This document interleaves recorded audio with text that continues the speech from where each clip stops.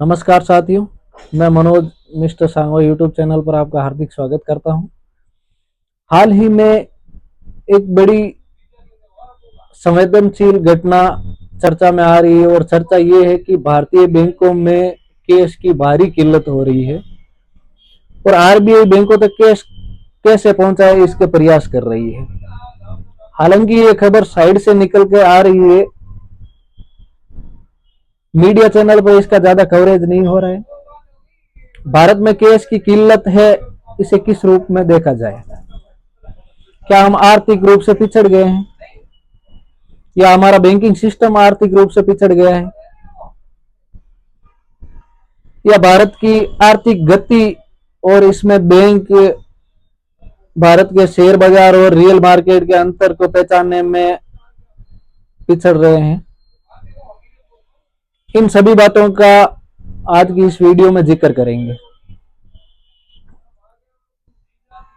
ऐसा क्यों हो रहा है? ऐसा इसलिए हो रहा है कि जिस मुकाबले से बैंक में डिपॉजिट बढ़ रहे हैं, यानी कि बैंक में आमजन पैसा जमा कराने जाते हैं, उनकी रेट से ज्यादा बैंक में कर्ज लेने वालों की रेट या रेशियो बढ़ रहा है। मतलब इसका बैलेंस आउट हो रहा है। इसको आसान भाषा में ऐसे समझते हैं, जैसे बैंक में अगर 100 रुपए हैं तो बैंक 100 के 100 उधार नहीं दे सकती, मतलब लोन नहीं दे सकती। जैसे किसी ने एफडी के तौर पर 100 रुपए जमा कराए हैं तो बैंक उन्हीं पैसे में से सिर्फ 70 रुपए लोन के रूप में दे सकती है। बैंक का काम क्या है? बैंक का काम, जैसे बैंक एक्स बंदे से पैसा जमा करता है और वाई बंदे को ज्यादा इंटरेस्ट रेट पे लोन दे देता है। बैंकों की मुख्य कमाई का जरिया यही चीज है और इससे ही बैंक पैसा कमाते हैं।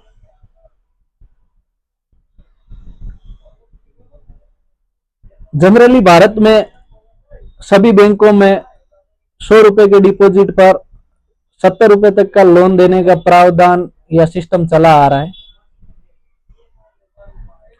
अभी रिसेंटली लोगों में बैंक में पैसा जमा कराने की प्रवृत्ति कम हो रही है और लोन लेने वालों की संख्या में बढ़ोतरी हो रही है। इससे हुआ यह है कि बैंक के पास 4 अनसेंशियल सिचुएशन क्या है? अगर कल को जिस व्यक्ति ने लोन लिया अगर वो नहीं चुका पाया तो क्या बैंक जिस व्यक्ति ने पैसा जमा कराया है उसको पैसा लौटा पाएगी या फिर अपने फाइनेंशियल मिसमैनेजमेंट के कारण बैंक कोलैप्स मार जाएगी? फिर यहाँ पर 2 बड़े सवाल बनते हैं कि आफ्टर ऑल ये परिस्थिति बनी क्यों? क्यों लोग जमा कराने नहीं आ रहे हैं और कर्ज लेने बहुत आ रहे हैं? इन दोनों परिस्थितियों के जिम्मेदार बैंक ही है। बैंक में एफडी कराने को लेकर लोगों को बैंक अट्रैक्ट नहीं कर पा रहा है।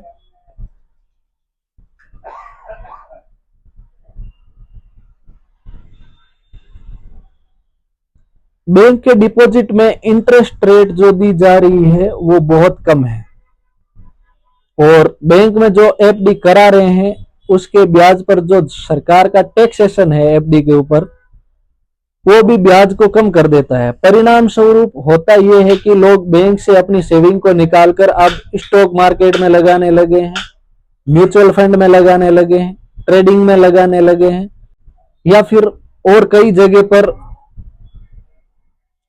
जैसे गोल्ड में, फॉरेक्स में और अन्य इन्वेस्टमेंटों में लगाने लगे हैं। अर्थात बैंक से ज्यादा रिटर्न और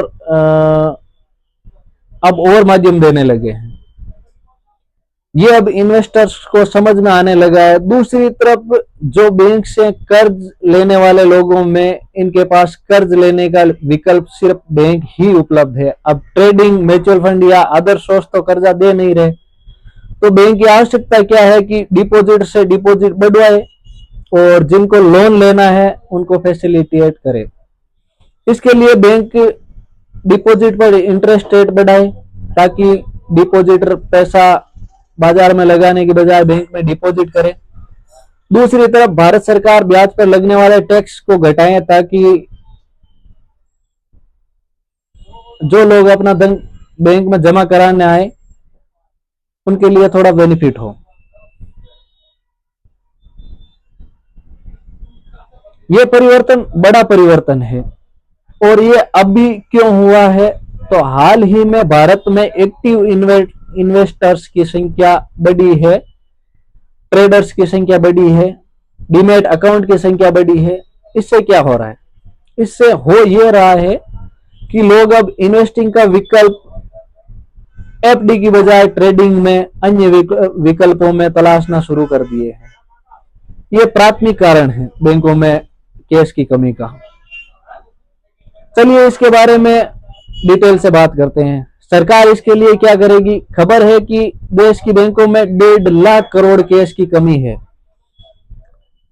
जमा पर ब्याज बढ़ाकर लोगों को आकर्षित करने की तैयारियां चल रही है सरकार की। और आरबीआई क्या कर रही है? अब आपके दिमाग में एक बहुत बड़ा प्रश्न चल रहा होगा कि आरबीआई ऐसे में क्या कर रही है? ऐसे में कैश बढ़ाने के लिए आरबीआई कुछ कर सकती है या नहीं कर सकती है? तो चलिए आरबीआई की बात करते हैं। देखिए, RBI reserve bank of India बैंकों का बैंक है। जैसे आपको और हमको एसबीआई से उम्मीद होती है लोन के लिए, उसी तरह एसबीआई को आरबीआई से उम्मीद होती है कि बैंक को आरबीआई के पास पैसा जमा कराना होता है और जरूरत पड़ने पर वापस भी लिया जा सकता है। मतलब सभी बैंकों का, जैसे आईसीआईसी हो गई, एचडीएफसी हो गई और इंडसइंड बैंक हो गई, जैसे सभी बैंकों का आरबीआई ही मेन बैंक होता है। अब सभी बैंकों को कैश की जरूरत है तो आरबीआई से कर्ज लेना होगा और जब जरूरत होती है तो ज्यादा ब्याज पर बैंक आरबीआई से कर्ज लेने के लिए भी तैयार हो जाते हैं। आरबीआई वेरिएबल रेपो रेट लगाकर कर्ज देने के लिए तैयार होती है। मतलब ये क्या होता है? वेरिएबल रेपो रेट क्या होता है? चलिए वेरिएबल रेपो रेट समझ लेते हैं। अगर बैंक को आरबीआई से लोन चाहिए या आरबीआई से कैश चाहिए तो आरबीआई कहती है कि मुझे गवर्नमेंट सिक्योरिटी जमा कराएं और कैश ले जाएं।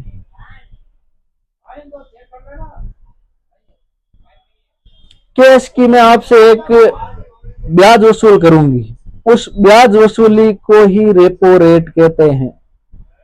मतलब जो बैंक लोन ले रहा है आरबीआई से, उसकी ब्याज रेट को ही रेपो रेट कहते हैं।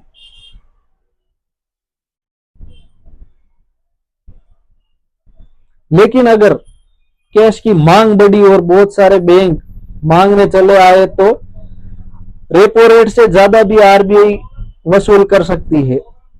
रेपो रेट हमारे देश में 6.5 तक ही चल रही है और आप एक बार क्रॉस चेक कर लीजिएगा। अगर ऐसे में बहुत सी बैंकें लाइन लगा के खड़ी हो गई आरबीआई के सामने कि मुझे भी कैश चाहिए, मुझे भी कैश चाहिए, मुझे भी कैश चाहिए, तो आरबीआई इनके बीच में बोली लगवाती है कि लगाओ बोली और ले जाओ पैसे।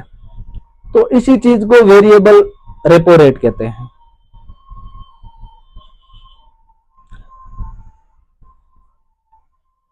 भारत के बैंकिंग सिस्टम को लगभग आज के टाइम 1.5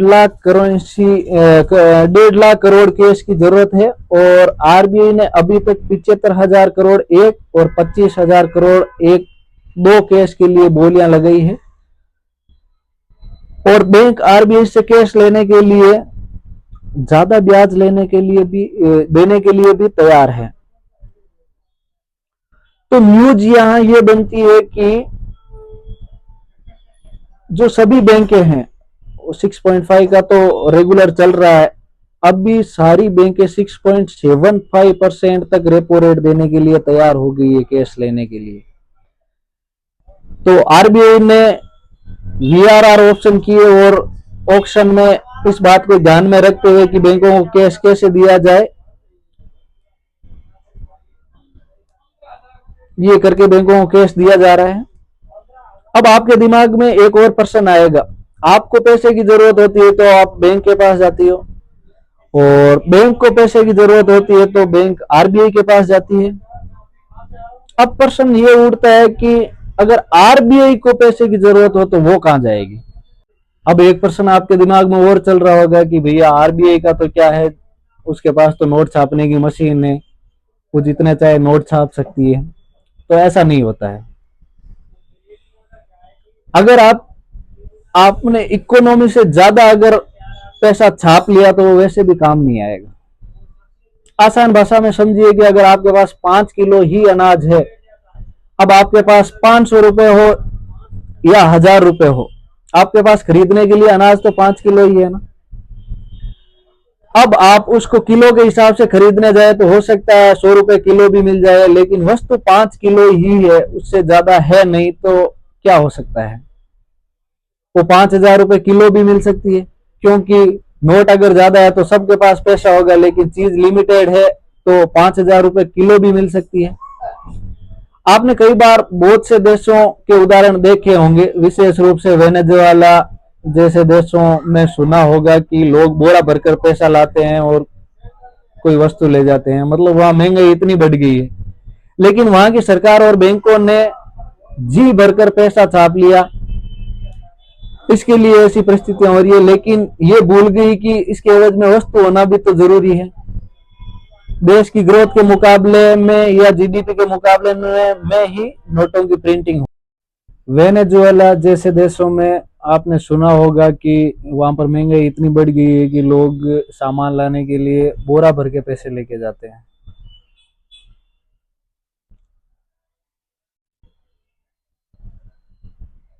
लेकिन वहां की सरकार और बैंकों ने जी भरकर पैसे छाप लिए, लेकिन ये भूल गई कि इसके एवज में वस्तु होना भी जरूरी है।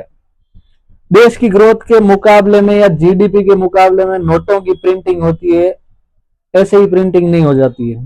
तो फिर दिमाग में कुलबुली फिर होती है कि फिर भाई साहब आरबीआई के पास धन कहां से आएगा, आरबीआई के पास धन के क्या साधन हो सकते हैं। तो आरबीआई के पास पहला विकल्प, जो डॉलर उनके पास रखे हैं उन डॉलर को कैश में कन्वर्ट कर ले। जनरली क्या होता है, आरबीआई जितनी भी करेंसी है या जितने भी फॉरेक्स रेमिटेंस आ रहे हैं उनको विदेशी मुद्रा के रूप में ही रखती है, लेकिन उस डॉलर को बेचकर वो रुपए में कन्वर्ट कर सकती है। पहला रुपए के लिए अपने यहां रखे हुए डॉलर को करेंसी स्वैप के थ्रू बदल सकती है। नंबर दूसरा, आरबीआई बैंकों से एफडी के रिटर्न बढ़ाने को कह सकती है। एफडी से रिटर्न ज्यादा मिलने पर लोग एफडी करवाने के लिए खींचे चले आएंगे, क्योंकि अदर सोर्स से अगर उनके पास ज्यादा रिटर्न है तो रिस्क भी ज्यादा है, और अगर रिस्क से 12% रिटर्न मिल रहा है और बैंक एफडी से 9% रिटर्न मिल रहा है, तो लोगों की थिंकिंग सेफ साइड में ज्यादा होगी। क्योंकि बैंक की एफडी काफी हद तक सेफ एंड सिक्योर भी है, इससे लोग बैंक में एफडी के लिए कुछ हद तक खींचे चले आएंगे। बस इस तरह की तैयारियां ही भारत में फिलहाल चल रही है। तो उम्मीद है कि कैश की कहानी आपको काफी हद तक समझ में आ गई होगी। इसके बाद जब नकदी की समस्या का अध्ययन कई बड़े आर्थिक संगठनों ने किया तो कई बातें सामने निकल कर आई, और इसमें एक प्रमुख कारण कुछ राज्यों के पास आवश्यकता से ज्यादा नकदी और कुछ के पास आवश्यकता से कम नकदी उपलब्ध होना भी ये एक केस में कमी का कारण है। इसका एक कारण सरकार की ओर से आरबीआई पर लगातार अर्थव्यवस्था के डिजिटलीकरण का दबाव भी हो सकता है। इसके लिए आरबीआई नकदी प्रवाह को रोककर डिजिटल माध्यमों को बढ़ावा दे रहा है। बैंकों के हिसाब से आरबीआई 100 और 200 के नोट अधिक उपलब्ध करा रहा है, लेकिन कुछ भी हो, इसके कारण लोगों का बैंकिंग व्यवस्था से भरोसा कम हुआ है।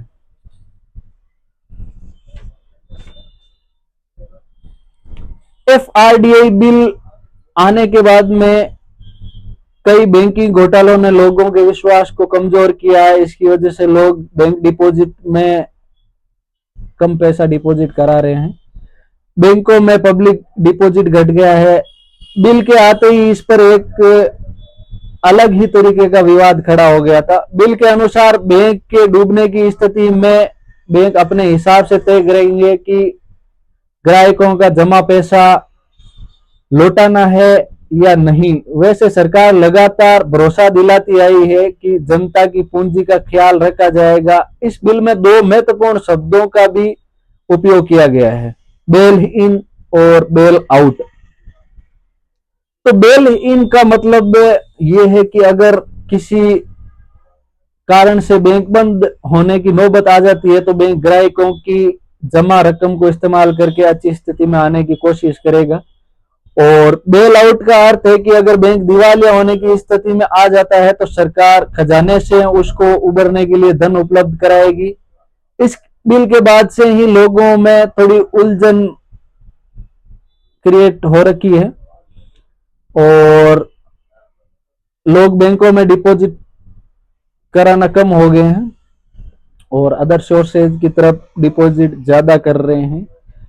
तो सरकार अपनी नीतियों में कुछ सुधार करके बैंक में डिपॉजिट बढ़ा सकती है, लोगों के प्रति विश्वास कायम रख सकती है।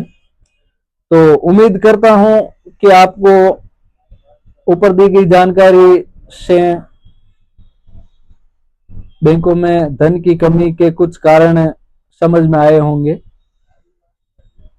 अगर जानकारी आपको अच्छी लगी हो तो वीडियो को लाइक करें, शेयर करें और सब्सक्राइब करें। धन्यवाद।